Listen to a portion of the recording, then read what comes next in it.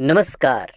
आप सुन रहे हैं न्यूज़ पॉइंट पॉडकास्ट और आज के इस पॉडकास्ट में पॉलिटिकल किस्से में बात पूर्व प्रधानमंत्री चंद्रशेखर की। सिर्फ 7 महीने देश के प्रधानमंत्री रहे थे चंद्रशेखर, और तब चरण सिंह के बाद ये किसी प्रधानमंत्री का दूसरा सबसे छोटा कार्यकाल था। युवा तुर्क के नाम से मशहूर थे और राजपूत परिवार में जन्मे चंद्रशेखर ने छात्र राजनीति से ही अपनी छाप छोड़नी शुरू कर दी थी। डॉक्टर राम मनोहर लोहिया के साथ उन्होंने राजनीतिक सफ़र शुरू किया था। कांग्रेस के बाहरी समर्थन से उन्होंने जनता दल सरकार का नेतृत्व किया। वो पहले ऐसे प्रधानमंत्री थे जिनके पास पूर्व में कोई सरकारी पद नहीं था, यानी वो सीधे प्रधानमंत्री बने थे। बलिया उनका गढ़ था और इस संसदीय सीट से वो 8 बार चुनकर संसद पहुंचे थे। यही उनकी जन्म और कर्मभूमि थी। और अपने निधन से 1 साल पहले भी वो बलिया गए थे। ये बलिया में उनकी आखिरी यात्रा थी और तब लोगों का प्यार देखकर वो खुद को रोक नहीं पाए। उन्हें देखने हज़ारों लोगों का हुजूम स्टेशन पहुंचा था और ये देखकर चंद्रशेखर फफक फफक कर रो पड़े थे। वो बेहद ख़राब तबीयत में यहाँ पहुँचे थे और ये किस्सा 10 अक्टूबर साल 2006 का है।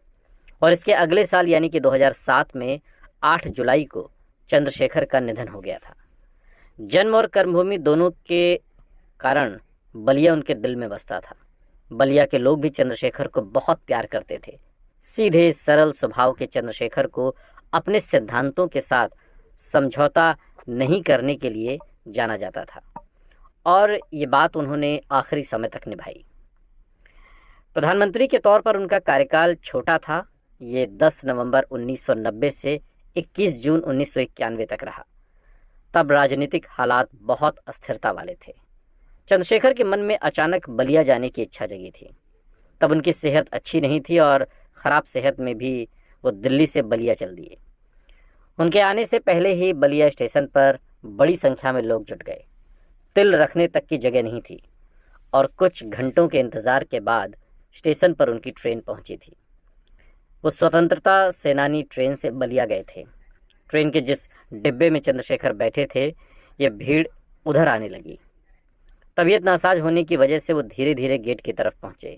सफ़ेद कुर्ता पहने, हाथ छाती से थोड़ा नीचे, लोगों का प्यार देखकर वो भाव विभोर हो गए थे।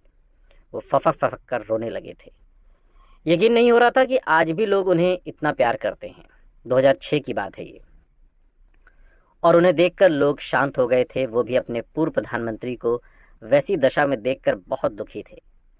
चंद्रशेखर का जन्म बलिया के इब्राहिमपट्टी गांव में हुआ था। सतीश चंद्र पीजी कॉलेज में उन्होंने ग्रेजुएशन किया। फिर 1950 में इलाहाबाद यूनिवर्सिटी से उन्होंने मास्टर्स की।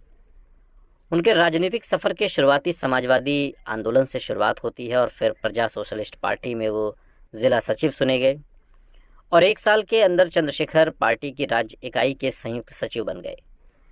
जब इमरजेंसी लगी तब वो कांग्रेस में थे और इसके बावजूद उन्हें गिरफ्तार कर पटियाला जेल भेज दिया गया था। 6 जनवरी 1983 को उन्होंने पदयात्रा शुरू की और ये कन्याकुमारी के विवेकानंद स्मारक से 25 जून 1984 को दिल्ली के राजघाट पर समाप्त हुई थी। ये यात्रा करीब 4200 किलोमीटर की थी और इस यात्रा से इंदिरा गांधी तक हिल गई थी। प्रधानमंत्री नरेंद्र मोदी ने भी 2019 में उस यात्रा का जिक्र किया और उन पर लिखी गई किताब के मौके पर पीएम मोदी ने कहा था कि चंद्रशेखर भूलने वाली शख्सियत नहीं थे। आज कोई छोटा नेता भी पदयात्रा करता है तो 24 घंटे टीवी पर चलता है। इसके उलट चंद्रशेखर ने गांव, गरीब और किसानों को ध्यान में रखकर भारत यात्रा की थी।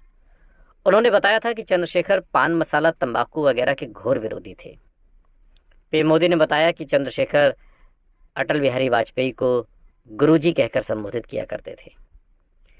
चंद्रशेखर 1977 से 8 बार बलिया के सांसद रहे। 1984 में पूर्व प्रधानमंत्री की हत्या के बाद वो बलिया में लोकसभा चुनाव हार गए थे और ये और बात है कि अपने मूल्यों के साथ उन्होंने कभी समझौता नहीं किया। लेकिन एक बात तो है कि चंद्रशेखर जैसे जमीनी नेता आसानी से जन्म नहीं लेते। सुनते रहिए न्यूज़ पॉइंट पॉडकास्ट, आपकी आवाज़।